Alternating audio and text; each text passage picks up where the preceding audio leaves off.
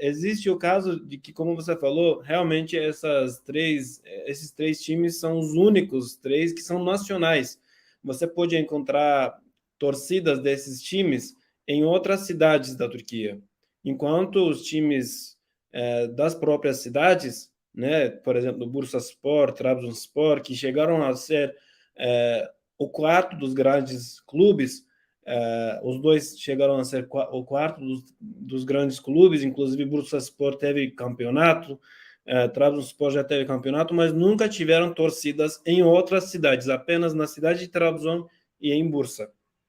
Então, Galatasaray, Fenerbahçe e o Beşiktaş são os três clubes que têm realmente torcidas em todas as partes da Turquia. Aí ele sempre muda o que é isso, né? Aí contra essa, do contra. Contra, o Çarşı é contra, ponto. O Çarşı é contra.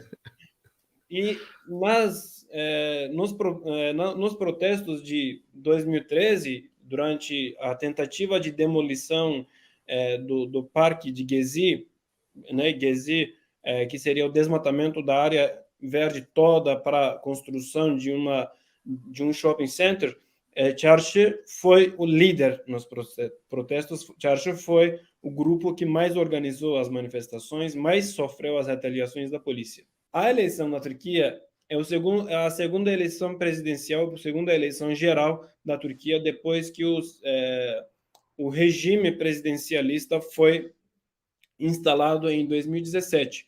Em 2017, o regime presidencialista é instalado. Em 2018, Erdogan, de forma muito tumultuosa, muito polêmica, muito duvidosa, é eleito como presidente para o segundo mandato. Ele já estava no poder desde 2014 como presidente e de 2003 até 2014 como primeiro-ministro, né? E depois ele começou a dirigir o país como um presidente no sistema presidencialista, tirando aí do meio o primeiro-ministro que intermediava entre ele e o povo, e o gabinete, né, e o governo. O que acontecia antigamente? Antes de Erdogan ser eleito como presidente no primeiro mandato, o cargo de presidente era simbólico, totalmente simbólico, era só para sancionar lei, receber missões diplomáticas, isso, ele não mandava em nada, quem mandava mesmo era o primeiro-ministro. E o Erdogan, por 2 mandatos e meio, dirigiu o país como primeiro-ministro, depois ele passou a ser presidente, depois presidente novamente no segundo mandato. Normalmente, nessas eleições, ele não poderia concorrer a mais um mandato, porque a Constituição preparada no próprio governo Erdogan previa apenas 2 mandatos para cada pessoa que estiver no cargo de presidente. E ele falou que não, mas o meu primeiro mandato foi no sistema parlamentarista, né? A gente zerou o cronômetro ali e aí eu estou recomeçando, né? A concorrência dele no poder é que na Turquia o sistema eleitoral exige que o candidato à presidência tenha graduação. O Erdogan não tem. Erdogan não tem. Ele diz que tem, mas não consegue mostrar o diploma dele, não consegue mostrar sequer um amigo de classe aqui da sala de aula, não tem nada, nada, nada. Amigos do ensino médio, etc., tem, mas da graduação, nenhum.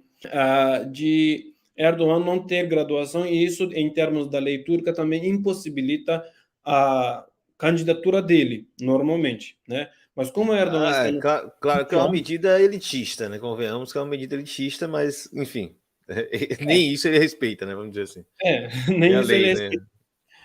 E Erdogan vem de uma base de futebol. Erdogan já foi jogador no time Kasımpaşa, apesar de ele, segundo ele, o pai dele ter proibido que ele jogasse futebol, mas ele já foi jogador de futebol profissional, né? E ele vem dessa base. Portanto, o clube Kasımpaşa, o Başakşehir são os 2 clubes mais submetidos a ele, a torcida é muito submetida a ele, são 2 times de Istambul.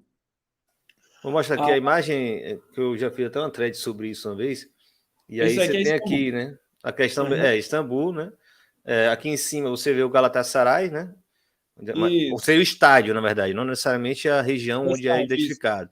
Besiktas e Kassim Pasha, como você falou, né? São Assim, clubes que acho isso. estariam mais O próximos do Beşiktaş centro, é e por exatamente isso. o nome. Desculpe interromper, Irlan. O Beşiktaş, inclusive, o nome do clube é referido ao município em que fica o clube. Então, Beşiktaş é o nome do município ali também.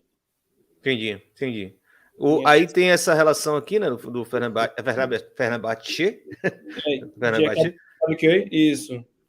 Do Isso. outro lado da ponte, né? Então acaba criando essa ideia de que é o clube asiático, mas isso é um pouco de lenda também, né? Porque a identidade turca é muito própria, né? Nem é asiática nem europeia, é Não, turco. não. Não? Essa parte, né, que fica Beşiktaş é europeia e Beşiktaş é o primeiro clube turco, né? É o primeiro clube de futebol. Inclusive, as cores originais eram vermelho e branco.